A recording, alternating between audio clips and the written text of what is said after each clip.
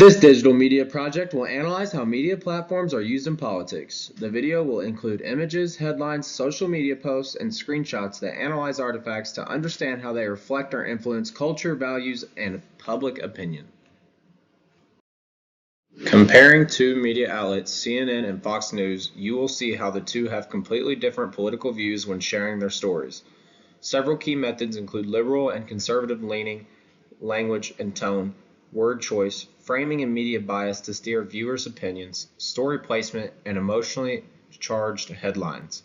I have chosen to review the events that took place on January 6, 2021 at our nation's capital. Media framing was influenced by the specific media outlet's political leaning, the use of social media, and the way words and images were chosen to present what happened. Terms like riot, insurrection, siege, or protest were used differently depending on the media outlet and its perspective. For example, some reports initially used protest, while others immediately labeled it an attack or insurrection. The choice of which images and videos to show was a key part of the framing. For instance, one photo on CNN showed police with guns drawn as people tried to break in, while other frames may have highlighted different aspects of the event. Media outlets also framed the event by choosing which individuals to interview for information and insights, further shaping the public's understanding. There were clear differences in how partisan cable news outlets framed the events, with coverage reflecting different political perspectives. The two have completely different political views when sharing their stories.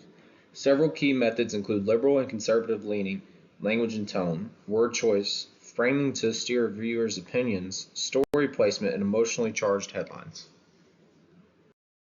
CNN and Fox News exhibited media bias in their coverage of January 6, 2021. Though in different ways, CNN emphasized the event as an attack on democracy, often using terms like insurrection and domestic terror. Fox News downplayed the violence, sometimes referring to it as a protest, and focused on other political narratives. Studies found that these different frames contributed to public polarization regarding the event. CNN's framing focused on the violence and disruption, often using terms like insurrection and framing the event as an attack on American democracy. CNN's tone generally portrayed the events as a serious and dark day for the country, and the emphasis for CNN was highlighted the actions of the rioters and the legal and political fallout. While Fox News framing downplayed the severity and violence of the events, with some shows referring to it as a protest. Fox News tone said that some hosts initially sought to minimize the violence, with the network avoiding the term insurrection in some instances. Fox News' emphasis focused on other topics, criticized the political fallout, and promoted the narratives questioning the official account of the event. Some commentary suggested the involvement of outside agitators, though this had been disputed and lacked evidence. The contrasting frames used by CNN and Fox News contributed to the polarization of public opinion about the January 6th events. Critics argued that Fox News coverage, particularly the downplaying of the violence, was a form of whitewashing and ignored the severity of the attack. Some commentators noted that while Fox News hosts privately expressed alarm during the event, their public-facing coverage often differed significantly. The growth of partisan cable news networks has contributed to the formation of echo chambers, where viewers can discover and mainly depend on information that supports their existing beliefs. Social media algorithms also contribute to these echo chambers by presenting us with more content from individuals we already agree with. These algorithms usually show us content similar to what we have liked in the past, which leads to the creation of a filter bubble. Overall, this makes it difficult for us to consider different perspectives. Together, echo chambers and filter bubbles in a politically charged information landscape can lead to distinct realities based on the political affiliations of the groups being targeted. Messages can appear as tweets from Twitter bots, botnets of automated accounts, groups of fake social media profiles managed by software or blogs, or even as spam emails.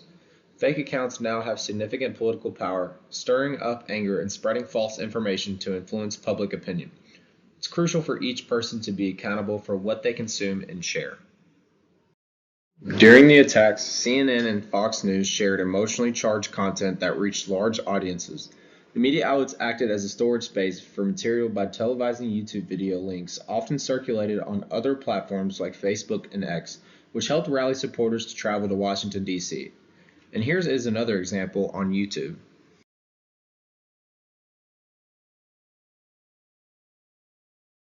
Journalists should use two main strategies to convey the truth: objectivity and transparency. The objectivity norm is about trying to eliminate personal biases from the news that gets published and being open-minded when considering the information from sources during the gathering phase. Objectivity was not shown during the January 6 reports by CNN or Fox News. Being transparent in how information is gathered and shared means showing the audience the process behind the news creation. Sometimes this even involves inviting audience members to participate in reporting real news stories.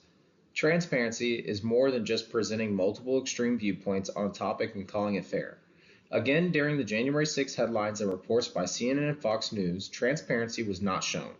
More than ever, broadcast and online outlets demonstrate both liberal and conservative media bias in their reporting, with the tendency to report news in a prejudiced style.